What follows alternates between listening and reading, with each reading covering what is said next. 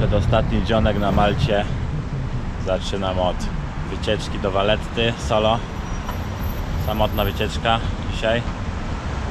Zobaczę Vallettę, a potem jest plan przesiąść się na jakiś miejski autobus i jechać do Blue Grotto Cave, czyli jaskini z takim fajnym klifem, fajnym widoczkiem.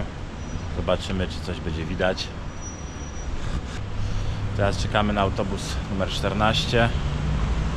Znaczy ja czekam sam i zaraz zmierzam na podbój wyspy. Dzisiaj w końcu jest ciepło. Nie wieje. Ubrałem długie spodnie. Jest mi naprawdę gorąco. Chociaż słyszałem, że w Polsce jest minus 10 stopni teraz. 30 stopni chłodniej niż tutaj.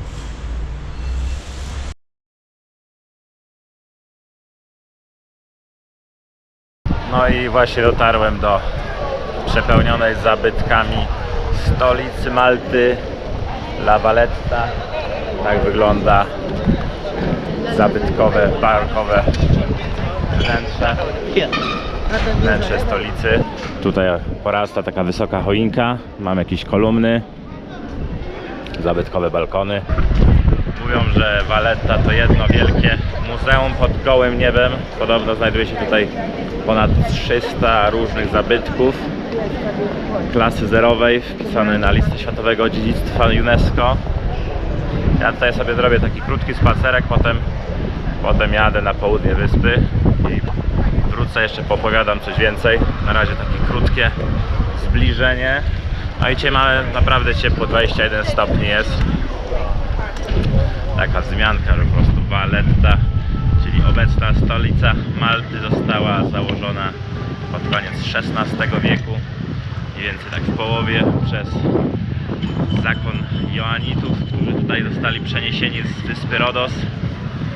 I właśnie wielki mistrz zakonny Jean de la Valette zbudował tutaj fortyfikacje monumentalne, które zaraz tutaj przedstawię.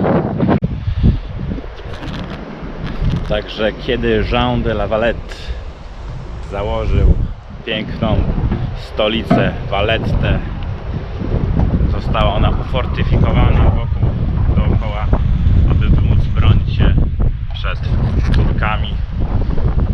Między innymi zostały jeszcze bardziej wzmocnione po bitwie w 1565 roku z oddziałami tureckimi.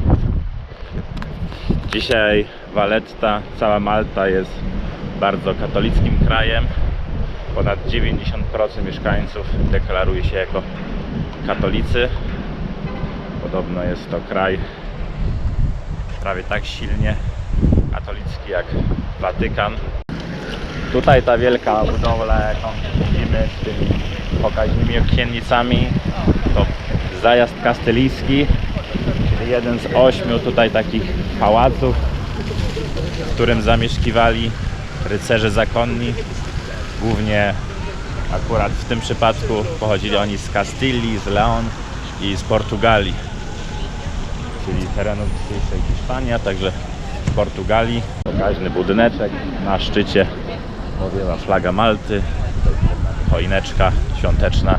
No i właśnie dotarłem tutaj do jednego z najważniejszych zabytków w całej stolicy Valletty, czyli katedra świętego Jana Chrzciciela, fundowana tutaj pod koniec XVI wieku przez jednych z pierwszych rycerzy zakonu maltańskiego, wielkich mistrzów zakonnych, zakonu Joanitów. Z zewnątrz wygląda tak nieco skromnie, wielka barokowa bryła, jednak w środku podobno wygląda monumentalnie, pozłacana, podłogi, różne detale, przedstawiające różne detale smoków i innych różnych postaci. W bocznych kaplicach katedry pochowani są wielcy mistrzowie zakonni. Można także podziwiać wspaniałe obrazy, między innymi jeden z najważniejszych, czyli ścięcie głowy Jana Chrzciciela, namalowane przez wielkiego Caravaggio. Tak to wygląda. Z boku jest mała uliczka. Do tej katedry może przejdę się później. Coś czytałem, że wstęp jest około 15 euro, więc trochę słono, ale wydaje mi się, że jest na tyle niezwykła i skoro tu już jestem, to może zaryzykuję się stracić. No i tutaj już dotarłem do najważniejszych części maltańskich fortyfikacji, Fort St. Elmo w jaździstej formie, tutaj na rogu półwyspu Skiberas. Fort ten powstał jeszcze przed przybyciem Joannitów, ale Joannici bardzo go wzmocnili w połowie XVI wieku. Wcześniej Aragończycy zarządzali tutaj tym terenem. No i wspaniała panorama się tutaj rozpościera spod tego fortu nam. Proszę zobaczyć, tu mamy takie widoczek na zatoczkę od półwyspu Skiberas. Tak to wygląda. O, jednak odkryłem, że autobus do Blue Grotto jedzie właśnie spod Fortu Elmo, więc świetnie, że się tutaj dostałem. 6 minut. Za 6 minut powinien być odjazd. 13:13. Oby te... Dobra, właśnie schodzę na najbardziej widokowy punkt w tym terenie, na tym terenie, gdzie widać ten łuk skalny i tutaj cały klif rozpościera się pięknym widoczkiem słoneczne popołudnie na Malcie. Tam gdzieś można przepływać na dole, ale nie wiem, gdzie można tą wycieczkę kupić. Nie wiem, czy już będzie mi się chciało korzystać z tej atrakcji. Widzę, że pełno tutaj Polaków się kręci. Właśnie przed chwilą szczelili mi fotkę. No i proszę zobaczyć, takie tutaj mamy murki. Taki murek tutaj biegnie. No, przypomina mi to mój ostatni wypad do Walii zeszłoroczny. Też coś podobnego wtedy podziwiałem. Kurde, look at this. Spójrzcie na to. Te fale i ta przestrzeń tafli Morza Śródziemnego. Środkowej jej części, tam gdzieś z tyłu, 300 km oddali jest wybrzeże Libii, północna Afryka. No i tutaj te piękne skały osadowe się tutaj nam wyłaniają w całej okazałości.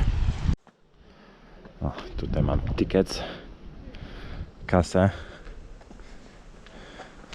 Zaraz się przekonamy, ile kosztuje wejście.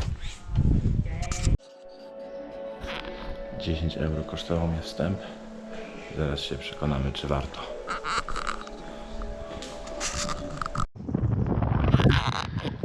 I tak to właśnie wygląda tutaj. Dotarłem. Czyli całe te stanowisko archeologiczne, te mury megalityczne są pokryte taką wielką kopułą, pewnie ochronną przed, nie wiem, czy przed deszczem, czy przed czym dokładnie. W każdym razie jest tak zabezpieczone. No i wszystkie tutaj te mury, te skały, te bloki skalne mają ponad 5000 lat prawdopodobnie, według archeologów przynajmniej. Tam mamy piękny widoczek już na Morze Śródziemne od południa. No i tutaj przechodzimy przez taką bramę. Zobaczymy, jak to wygląda. No proszę. Nie wiem, czy przypomina to konkretnie Stonehenge. No, na pewno nie w tej formie. Ale generalnie wielkie, megalityczne bloki skalne tworzą pewną analogię. The remain of a roof can be found inside the chambers. Pozostałości dachu mogą być znalezione wewnątrz komnaty. The horizontal cores above the upright slabs protrude over the one beneath. A tutaj co mamy? A collection of 4 statues depicting obese figures were found below some steps during restoration works in 1949. Kolekcja 4 statu przedstawiających otyłe figury, które znaleziono poniżej schodów podczas prac renowacyjnych w 1949 roku. Proszę zobaczyć, czyli takie jakby kult płodności też tutaj miał miejsce, pokazujące właśnie obfite ciała. Nie wiem, które to są dokładnie figury.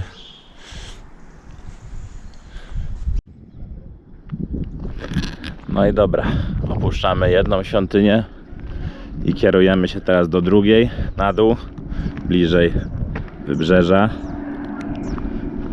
Też taka zadaszona, też takie UFO, taki gmach.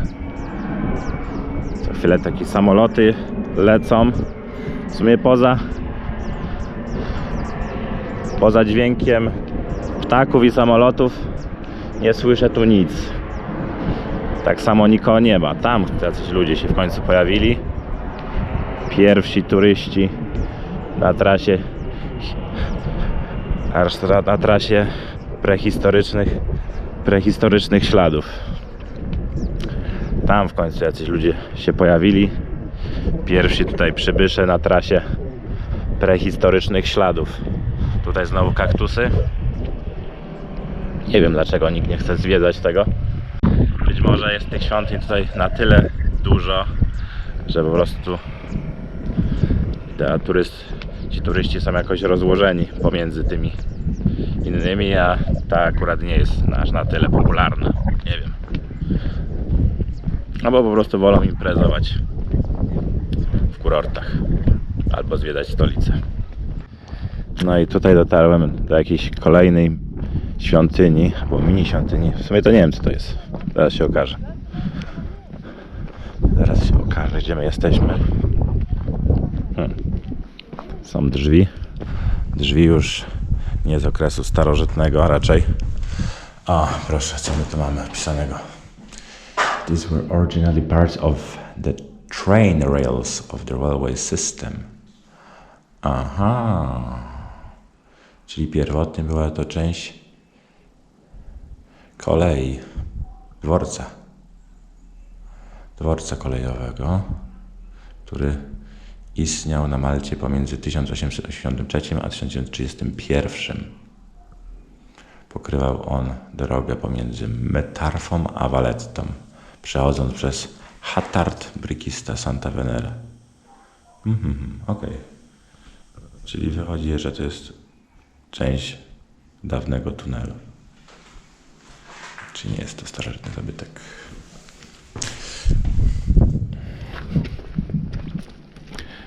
Tym razem pułapka. Obiekt historyczny, ale troszkę z innego czasookresu. Więc idziemy dalej. Czuję teraz, że jest to miejsce, w którym mogę w pełni pokontemplować w samotności i w ciszy, spacerując tak ospale i leniwie i przysłuchując się tylko odgłosom ptaków. Tu już słońce delikatnie zmierza ku zachodowi. Tutaj mnie minęła jakaś grupka 3 czy 4 Hiszpanów. No i kolejny punkt, pewnie kolejna kontrola biletowa. Nie wiem, czy to obejmuje jeszcze mój bilet, ale chyba tak. Zobaczymy teraz. No i muszę się nacieszyć jeszcze chwilą wolności i spokoju w tym urokliwym miejscu na ziemi. No i dotarłem do kolejnej, a zarazem chyba ostatniej świątyni na szlaku zwiedzania starożytnych, archeologicznych odkryć megalitycznych. Wydaje mi się, że chyba ta świątynia będzie najciekawsza. Wydaje mi się ten obszar trochę większy niż przy pierwszej.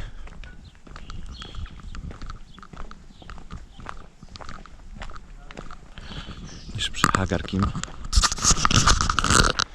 No, proszę zobaczyć, tam jest wejście, więc tam zmierzamy.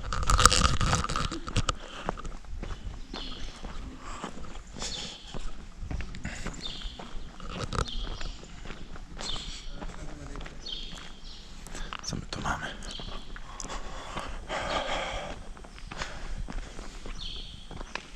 Nie mam okularów, więc nie wiem, czy dojrzę dobrze opis. The most extensive representation of Mayadera Temple. Czyli prace tutaj renowacyjne miały miejsce w latach 50., 52, 4. Pisane jak astronomicznie idealnie to przechodzą te promienie tutaj właśnie przez te okienka prawdopodobnie w czasie równonocy wiosennej, czyli tak podobnie jak wśród piramid Majów w Meksyku. Tak samo zostało to tak kosmicznie dobrze skonstruowane według kalendarza słonecznego i pór roku, że jest to możliwe. I tak właśnie podobno było. Zostało to obliczone, że tak się dzieje. Ciekawe miejsce. Nigdy wcześniej o nim nie słyszałem.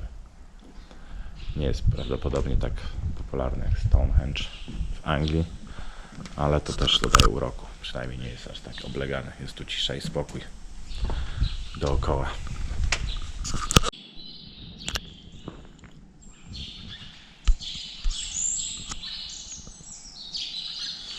Tutaj mamy opis przedstawiający, jak dokładnie astronomicznie było to skonstruowane co do zachowań kierunków promieni słonecznych przechodzących w czasie równonocy wiosenno-jesiennej, a także